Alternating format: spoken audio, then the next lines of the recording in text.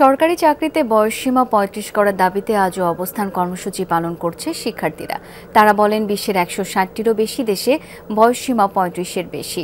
দুপুরে শাহবাগে অবস্থান কর্মসূচিতে অংশ নিয়ে কথা বলেন শিক্ষার্থীরা। তারা বলেন সরকার সবার জন্য সরকারি চাকরির ব্যবস্থা করতে পারবে না, তবে সবাইকে সরকারি চাকরির পরীক্ষায় অংশ নেওয়ার সুযোগ দিতে পারে।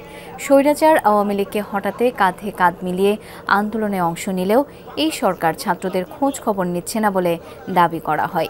অতীত থেকে বৈষম্য বিরোধী ছাত্র আন্দোলনের শিক্ষা নেওয়া উচিত বলেও মন্তব্য করেন তারা।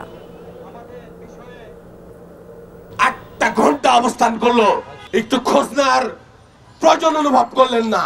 আপনারা কি ওটাই প্রমাণ করতে চাচ্ছেন যে ক্ষমতায় চলে গেলে সবাই স্বেচ্ছাচারী হয়ে যায়? ৩৫ যে প্রাণের দাবি ছিল, এই দাবিটি বিগত সরকার আমলে নেয়নি। আমাদের যে দাবি আদায় আছে, আমরা শান্তিপূর্ণভাবে আদায়ের জন্য বসে আছি। আপনারা তাদেরকে মূল্যায়ন করুন, আর আজকেই আমাদের এই দাবিটি নিয়ে আপনারা কথা বলুন।